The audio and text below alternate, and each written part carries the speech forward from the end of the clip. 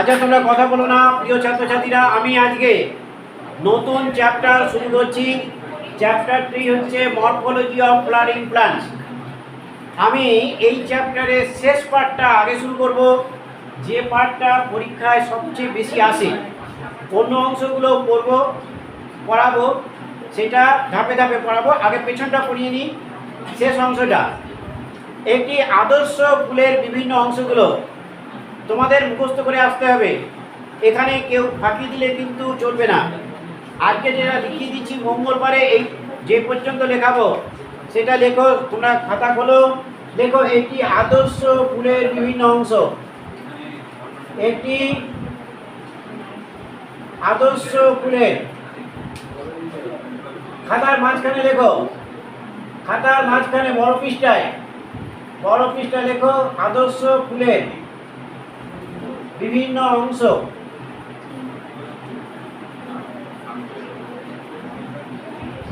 একটি আদর্শ ফুলের ছবি এঁকেও দেখাবো।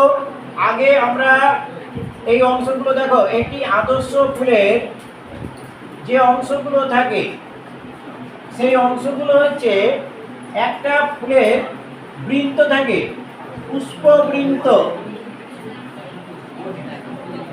এই পুষ্পবৃন্তকে বলা হয় পেডিসেল। পুষ্পবৃন্তকে কি বলে? ইংরাজিগুলো মুখস্থ করবে, এইগুলো কাজে লাগবে।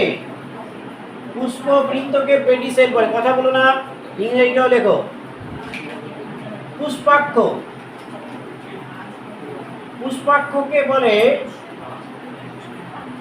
থ্যালামাস। পুষ্পাক্ষকে কি বলে? থ্যালামাস। পুষ্পাক্ষকে বলে থ্যালামাস। আর কি থাকে? পুষ্পস্তবক থাকে। আচ্ছা কথা বলো না, ঠিক আছে। আচ্ছা আচ্ছা একদম রাগ করে লাভ নেই, কথা বলো না, ব্যাস। আচ্ছা দেখো, পুষ্পবৃন্ত, পুষ্পাক্ষ আর পুষ্পস্তবক। আমি পরের দিন তোমাদের দেখাবো। আজকে দেখাতে গেলে অনেক সময় যাবে, আমি ফুল নিয়ে এসে দেখাবো তোমাদের।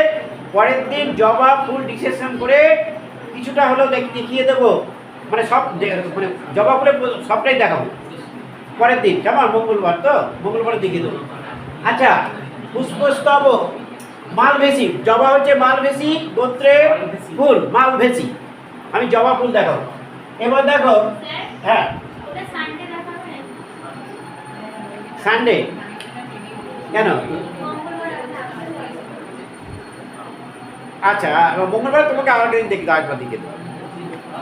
আচ্ছা দেখো, পুষ্পস্তবককে দুই ভাগে ভাগ করো।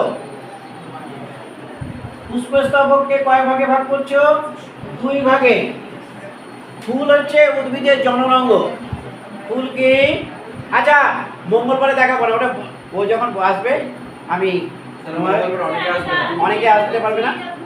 আমি হ্যাঁ আচ্ছা ঠিক আছে, আমি তোমাকে রবিবারে ডিসিশন করবো। রবিবারে দুটো ফুল দেখাবো। একটা হচ্ছে ধুতরা ফুল, আর হচ্ছে ওটা মালভেসি গোত্র, আর সোলানেসি হচ্ছে ধুতরা। সোলানেসিটা দেখাবো। তোমাদের দ্বিবীজপত্রী 5টা ফুলের ডিসিশন আছে, 5টা দ্বিবীজপত্রী। আচ্ছা আমরা পুষ্পস্তবক, একটা হচ্ছে সাহায্যকারী স্তবক,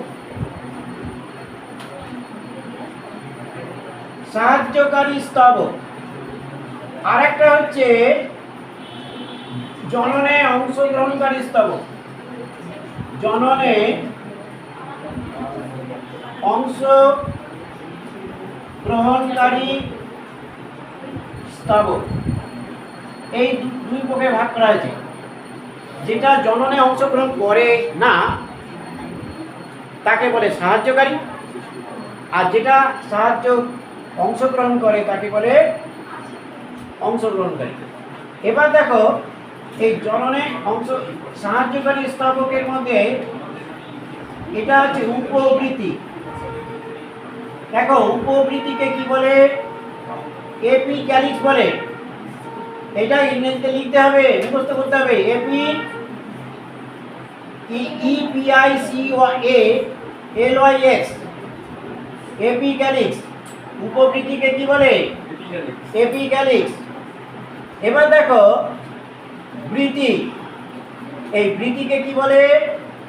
বৃত্তিকে ক্যালিক্স বলে, CALYX। বৃত্তিকে ক্যালিক্স বলে। দলমণ্ডল, এই দলমণ্ডলকে কি বলে? দলমণ্ডলকে করোলা বলে। দলমণ্ডলকে বলে করোলা। কেমন? এবার এই যে বৃত্তি, এই বৃত্তির অংশকে কি বলে? এই বৃত্তাংশ বলে। বৃত্তির অংশকে কি বলে? বৃত্তাংশ বলে। বৃত্তাংশকে ইংরেজিতে কি বলে? দেখো একটু মনে রাখো, ক্যালিক্স দন্তস্ব, ক্যালিক্স দন্তস্ব, শেষে দন্তস্ব আছে, ক্যালিক্স সেপাল দন্তস্ব। এটা মনে রাখার জন্য, এরকম কোনো নিয়ম নেই, আমি মনে রাখার জন্য বললাম। ক্যালিক্স এটা হচ্ছে সেপাল, ক্যালিক্স হচ্ছে সেপাল, ক্যালিক্স বৃত্তাংশ হচ্ছে সেপাল। বৃত্তাংশকে কি বলে? দলাংশ। দলাংশকে দলাংশকে ইংরেজিতে কি বলে? দলাংশকে বলে পেটাল। পেটাল, দলাংশকে বলে পেটাল। এইটা ইংরেজিটা কেন মুখস্থ করতে বলছি? এইবার আমি আসছি। এবার দেখো যুক্ত বৃত্তি, যে ফুলে বৃত্তি যুক্ত, এই যুক্ত বৃত্তি আর মুক্ত বৃত্তিও আছে। যুক্ত বৃত্তি আর মুক্ত বৃত্তি আছে। এবার এই যুক্ত বৃত্তিকে কি বলে? যুক্ত বৃত্তিকে ইংরেজিতে বলে গ্যামোসেফালাস। গ্যামোসেফালাস। তাহলে যুক্ত বৃত্তি গ্যামোসেফালাস। উদাহরণ লেখো। উদাহরণ হচ্ছে জবা, ধুতরা, এগুলো হচ্ছে গ্যামোসেফালাস। মুক্ত বৃত্তিকে বলে পলিসেফালাস। এটা ইংরেজিতে মনে রাখতে হবে, পলিসেফালাস। সেফা হবে, সেফা, সেফালাস, পলিসেফালাস, পলিসেফালাস, পলিসেফালাস। মুক্তবৃত্তি, এটা মুক্তবৃত্তি তো দেখা যাচ্ছে, আচ্ছা এটা পরে লিখছি। আচ্ছা দলাংশ, দলাংশ দেখো, এই দলাংশের মধ্যে একটা হচ্ছে যুক্ত দল। এই যুক্ত দল, যুক্ত দলকে বলে, একে বলে গ্যামোপেটালাস। পেটালাস। দলগুলো যুক্ত থাকবে। এইরকম একটি ফুল হচ্ছে ধুতুরা। আর মুক্ত দল, মুক্ত দল, দলমণ্ডল মুক্ত, একে বলে পলিপেটালাস। পলিপেটালাস। মুক্ত দলের একটি উদাহরণ হচ্ছে জবা। মুক্ত দলের একটি উদাহরণ হচ্ছে জবা।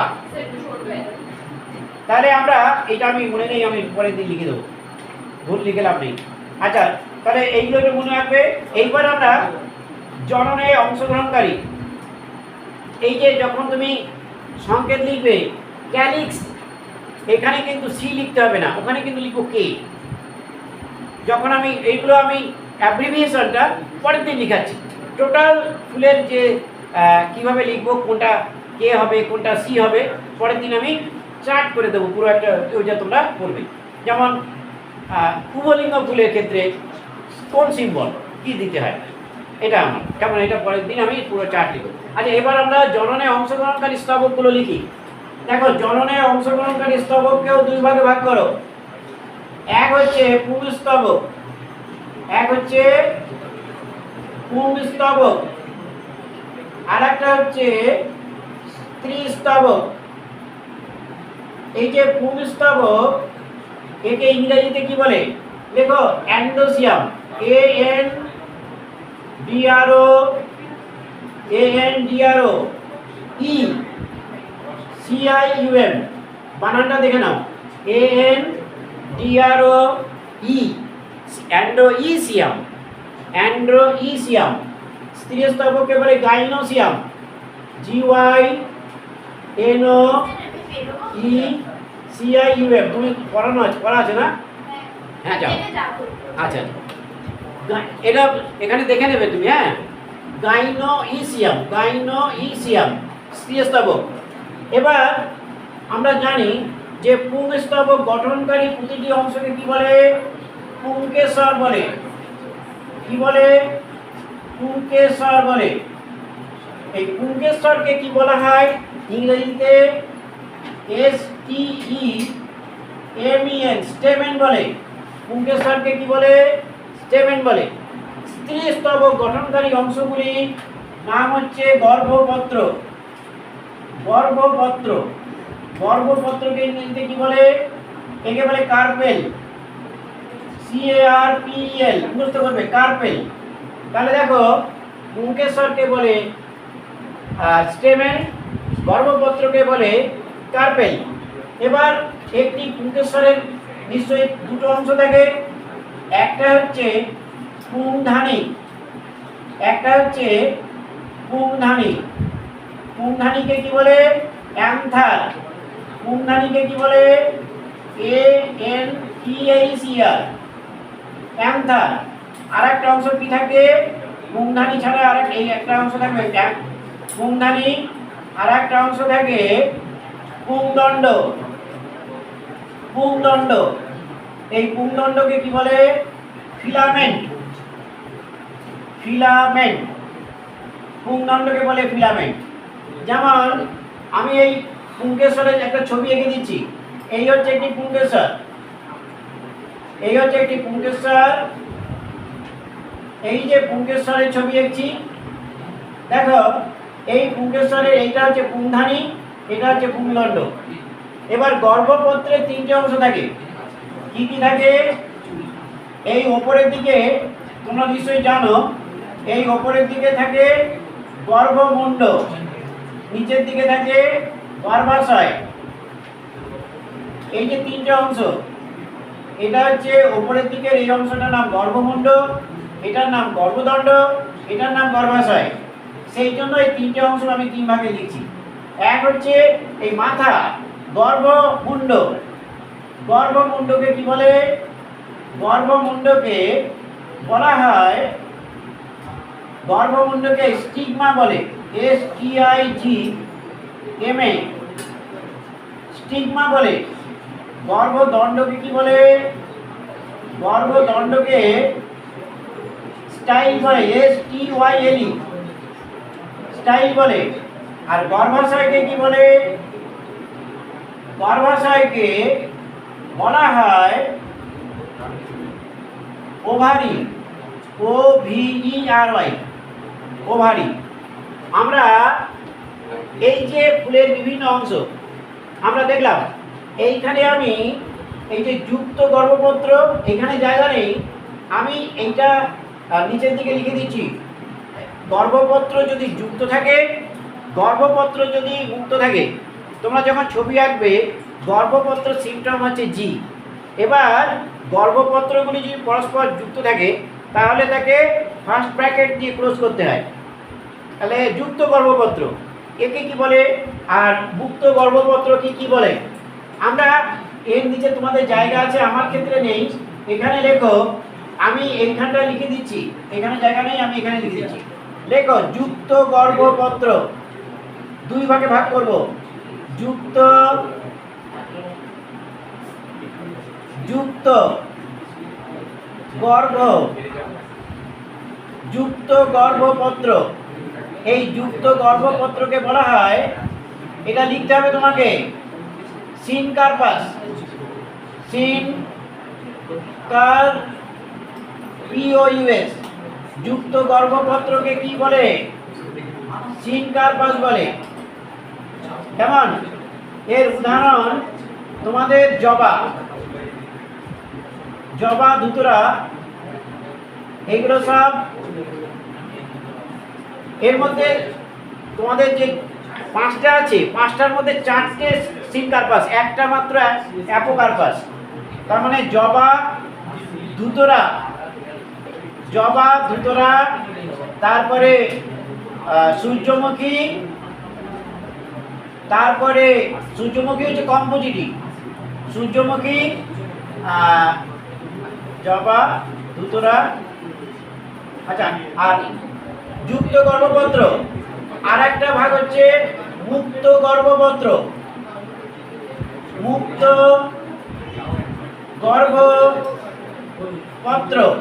মুক্ত গর্ভপত্রকে কি বলে? অ্যাপোকার্পাস, APOCARPOUS, অ্যাপোকার্পাস। এই মুক্ত গর্ভপত্রের উদাহরণ ফ্যাবেসি, একটা গোত্র আছে, 5টা গোত্রের মধ্যে ফ্যাবেসি গোত্র। এই ফ্যাবেসি গোত্র হচ্ছে মটর। এই মটর গাছে হচ্ছে মুক্ত গর্ভপত্র। অর্থাৎ তোমাদের খুব সহজে শিখিয়ে দিলাম। 4টে হচ্ছে কি কি আছে এখানে? মালভেসি, জবা, সোলানেসি, ধুতরা, ব্রাসিকেসি, সরিষা। ব্রাসিকেসি হচ্ছে সরিষা। এই 5টার মধ্যে 4টে হচ্ছে যুক্ত, একটা হচ্ছে মুক্ত। অর্থাৎ 4টের ক্ষেত্রে তুমি জি দিয়ে এই ক্লোজ করবে। তার মানে এই 4টে হচ্ছে এই 4টে কি? যুক্ত গর্ভপত্র। গর্ভপত্রগুলো যুক্ত থাকে। ছবি এঁকে দেখাবো আমরা। আচ্ছা, আমরা এইবার এটা লেখা হয়ে গেছে পুষ্প। হ্যাঁ বলো। সরিষা, তার মানে প্রথমটা হচ্ছে মালভেসি, সোলানেসি, কম্পোজিটি, ব্রাসিকেসি, এটা হচ্ছে ফ্যাবেসি। এই 5টা গোত্র আছে। দ্বিবীজপত্রী উদ্ভিদের 5টা ফুলের ছবি, গোল গোল ছবি এঁকে তার ডিমার্কেশনগুলো করতে হবে। আমরা এটা বুঝবো কি? এবার আমরা, হ্যাঁ বলো। এইটা আচ্ছা, এটা লিখতে থাকো, লেখো তাড়াতাড়ি লেখো, গল্প না করে তাড়াতাড়ি লেখো। সময় নষ্ট করলে কিন্তু আমি মুছে দেবো।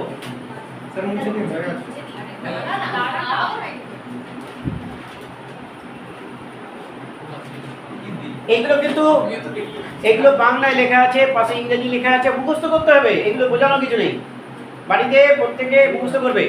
বুঝতে পেরেছ?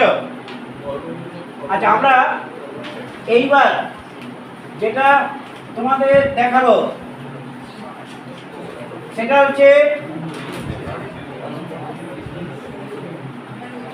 পুষ্প বিন্যাস। দেখো,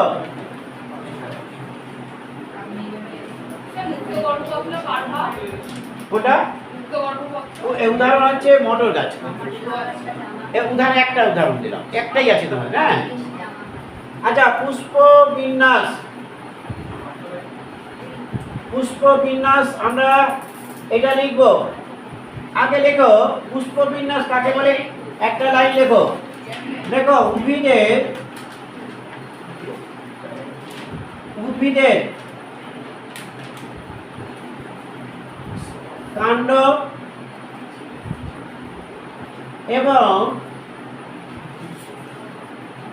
শাখা প্রশাখার উপর, কাণ্ড এবং শাখা প্রশাখার ওপর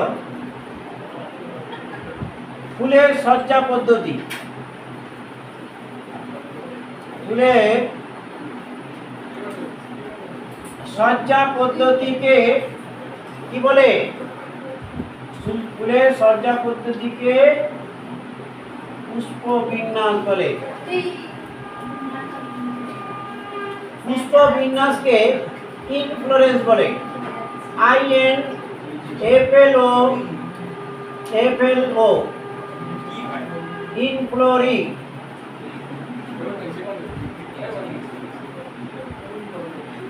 SCENCE, ইনফ্লোরিসেন্স। দেখো, পুষ্প বিন্যাসকে ইনফ্লোরিসেন্স বলে, তাহলে উদ্ভিদের কাণ্ড এবং শাখা প্রশাখার উপর ফুলের সজ্জা পদ্ধতিকে পুষ্প বিন্যাস বলে। এই পুষ্প বিন্যাসকে দুই ভাগে ভাগ করা হয়েছে। আমি এই দুই ভাগে ভাগ করা হয়েছে। প্রথম ভাগটা হচ্ছে রেসিমোজ। রেসিমোজ রেসিমোজ মানে কি? রেসিমোজ মানে অনিয়ত। রেসিমোজ মানে কি? অনিয়ত। আর সাইমোজ, সাইমোজ মানে কি?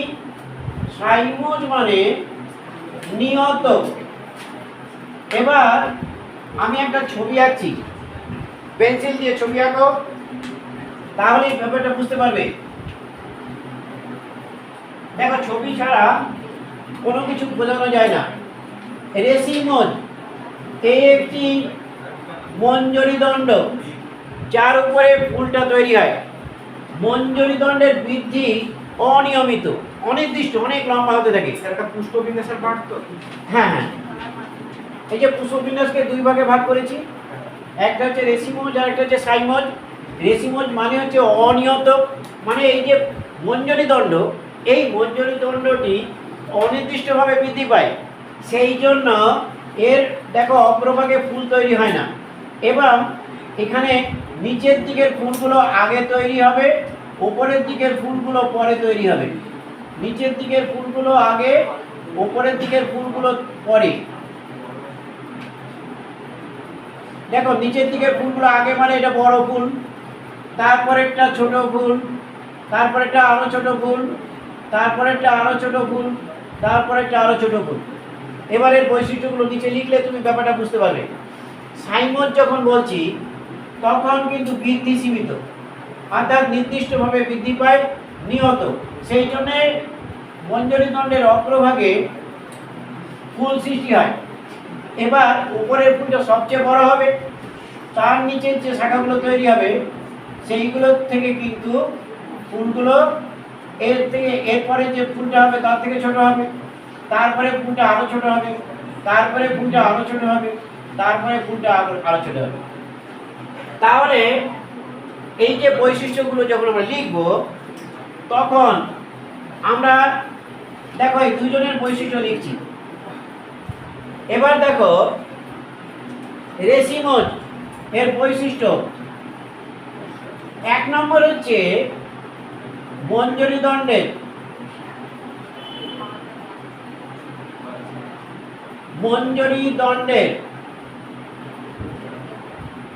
বৃদ্ধি। মঞ্জরি দণ্ডের বৃদ্ধি অনির্দিষ্ট। এই জন্যে, আর এখানে কিন্তু মঞ্জরি দণ্ডের বৃদ্ধি নির্দিষ্ট। মঞ্জরি দণ্ডের বৃদ্ধি নির্দিষ্ট। এবার দেখো, অনির্দিষ্ট বলে লম্বা হতেই থাকে, অগ্রভাগে মঞ্জরি দণ্ডের শীর্ষে ফুল থাকে না। মঞ্জরি দণ্ডের শীর্ষে ফুল থাকে না। এখানে কিন্তু মঞ্জরি দণ্ডের শীর্ষে ফুল থাকে। মঞ্জরি দণ্ডের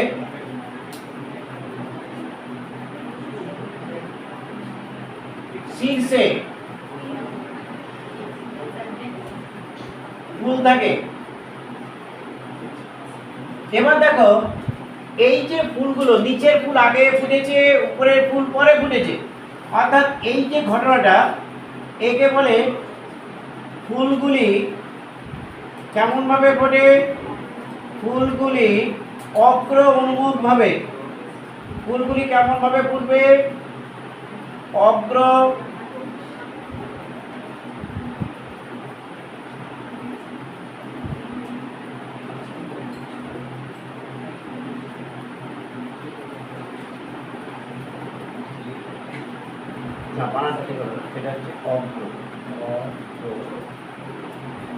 অগ্র উন্মুখ। ফুলগুলি অগ্র উন্মুখভাবে বা অভিকেন্দ্রীয়ভাবে, অভিকেন্দ্রিক, একে অভিকেন্দ্রিক ভাবে ফোটে। ফুলগুলি কেমন ভাবে ফোটে? অগ্র উন্মুখ, একে বলে অগ্র উন্মুখ। আর ফুলগুলি এক্ষেত্রে দেখো ফুলগুলি কেমন ভাবে ফুটবে? নিম্ন উন্মুখ।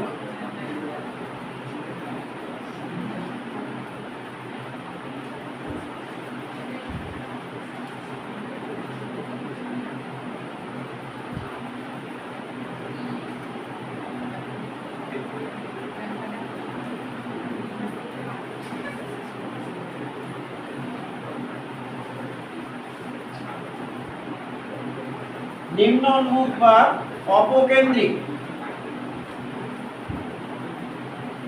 অপকেন্দ্রিক, অপকেন্দ্রিক ভাবে ফোটে। তাহলে আমরা এই যে এটা কিন্তু প্রাথমিক একটা ধারণা, এখনো কিচ্ছু যায়নি, এখনো কেবল জলটা দেখছি, এখনো জলের মধ্যে পা দিইনি, মানে হাত দিয়ে স্পর্শ করিনি। অনেক এটা কিন্তু খুব ভালো করে বুঝতে হবে। দেখো মঞ্জরি দণ্ডের বৃদ্ধিটা কেমন হবে? লম্বা হতেই থাকবে, সেই জন্য তার অগ্রভাগে ফুল সৃষ্টি হতে পারে না। নিচের দিকে ফুল আগে হবে, উপরের দিকে ফুল পরে হবে। সেই জন্য নিচের দিকে ফুল বড় হয়, উপরের দিকে ফুল ছোট হয়। অর্থাৎ মঞ্জরি দণ্ডের বৃদ্ধি অনির্দিষ্ট, মঞ্জরি দণ্ডের শীর্ষে ফুল থাকে না এবং ফুলগুলি অগ্রোন্মুখভাবে ফোটে। এখানে দেখো সাইমজ মানে একটা বাংলা ভাষাতে আমি মনে রাখার জন্য একটা নির্দিষ্ট সাইজের মধ্যেই আছে, মানে অনির্দিষ্টভাবে বৃদ্ধি হচ্ছে না, সেটা হলো নিয়ত।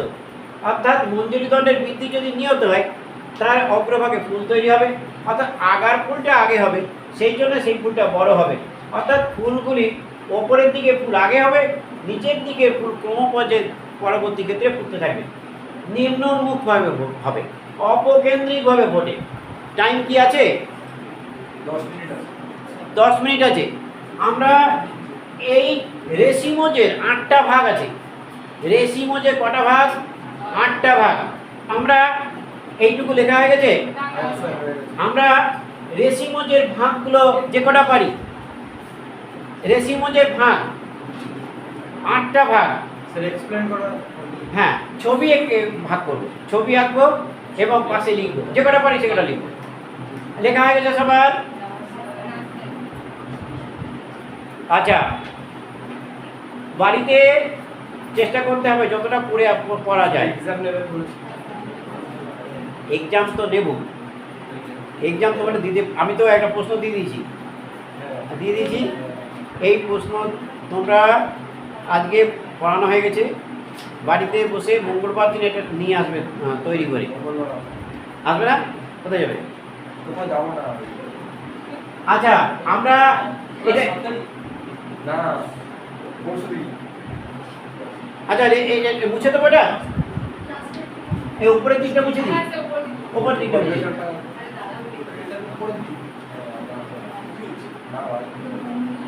রেজাল্টের পরের দিন কি অসুবিধা আছে? তাহলে অনেকদিন কেন আসবে না? হ্যাঁ?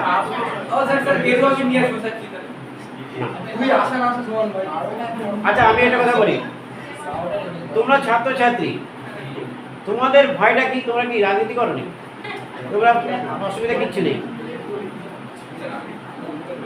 হ্যাঁ? আচ্ছা, আমরা রেশিমোজ,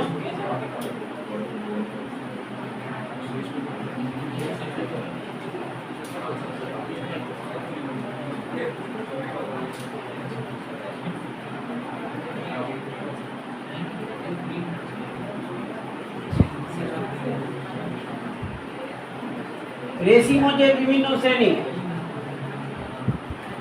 আচ্ছা, এটা তো মুছে দেবো কি? কালকে দেখে আসতে বলি, কালকে ভালো করে। আচ্ছা, আচ্ছা, রেশিমোজ দেখো, প্রথমটার নাম হচ্ছে রেশিম, প্রথমটার নাম হচ্ছে রেশিম। রেশিমোজের প্রথমটার নাম রেশিম। দেখো ছবিটা দেখে না, আগে ছবি আঁকো। এটা একটা মঞ্জরি দণ্ড, এটা একটা মঞ্জরি দণ্ড। এই মঞ্জরি দণ্ডের ওপরে দেখো, মঞ্জরি দণ্ডের উপরে সমদৈর্ঘ্য সম্পন্ন, তার মানে রেসিম যদি হয় তাহলে বৃদ্ধিটা কেমন হবে বলো? রেসিমের মঞ্জরি দণ্ডের বৃদ্ধি কেমন হবে? অনির্দিষ্ট হবে, তাই তো? রেসিমের বৃদ্ধিটা কেমন হবে? অনির্দিষ্ট। দেখো রেসিম কাকে বলে?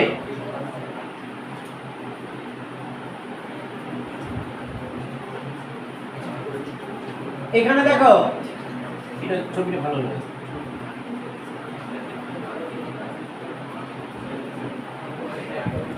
দেখো এই যে পুষ্পবৃন্ত, এগুলো হচ্ছে পুষ্পবৃন্ত।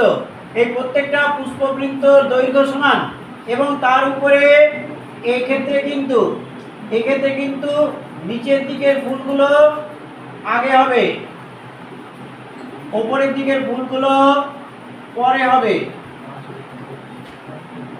তাহলে দেখো রেশিমের উদাহরণ হচ্ছে সরিষা।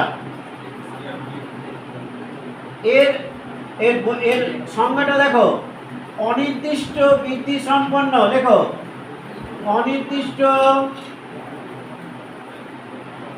বৃদ্ধি, অনির্দিষ্ট বৃদ্ধি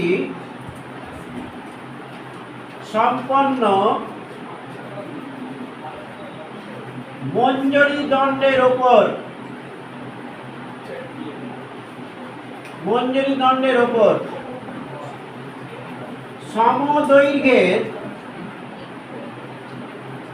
সমদৈর্ঘ্যের বৃন্তযুক্ত পুষ্প গঠিত হয়।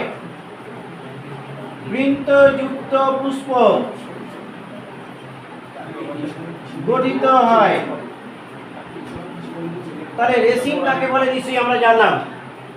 তাহলে এই অনির্দিষ্ট বৃদ্ধি সম্পন্ন মঞ্জরি দণ্ড, এবং তার উপরে এরকম হয় সমদৈর্ঘ্য, হ্যাঁ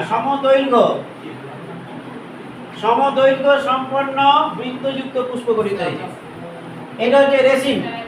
স্যার কল এসছে।